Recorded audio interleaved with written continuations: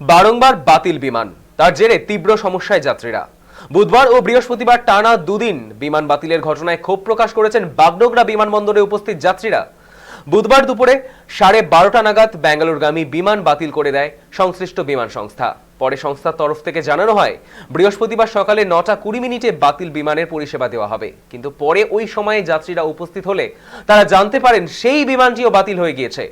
এরপরই ক্ষোভ প্রকাশ করেন যাত্রীরা। যাত্রীদের অভিযোগ, এয়ারপোর্ট কাউন্টারে বিমান বাতিলের কারণ জিজ্ঞাসা করা হলে সফটওয়্যার প্রবলেম বলে এড়িয়ে যাওয়া হচ্ছে। অনেক অপেক্ষারত যাত্রীরা যারা চিকিৎসার জন্য যাচ্ছিলেন তারা সমস্যায় পড়েন।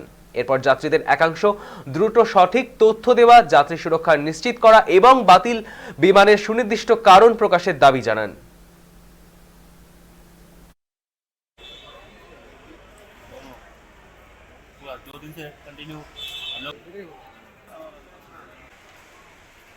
भर्ती है, गलगलिया से आया हूँ। मुझे जाना था बागडोगरा से बेंगलोर हॉस्पिटल जाना, जिसमें 14 तारीख को हमने टिकट बनाया, 14 नवंबर को टिकट बनाया गया 3 दिसंबर को। जब हमने एयरपोर्ट पहुँचा तो ये कैंसिल बता दिया, ये फ़्लाइट कैंसिल हो गया। फ़्लाइट कैंसिल हो गया तो भाई हमको तो जाना था, तो उन्होंने 4 तारीख का टिकट बना दिया।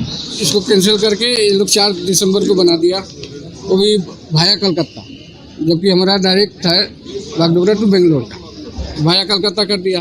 आज सुबह 5 बजे उठ करके गाड़ी का भाड़ा भी लग रहा है, कल भी लगा, आज भी लगा, और अभी जो है सो ये लोग बोला सुबह 7 बजे से यहाँ खड़े हैं, ये लोग बोल रहा है कि कैंसिल हो गया।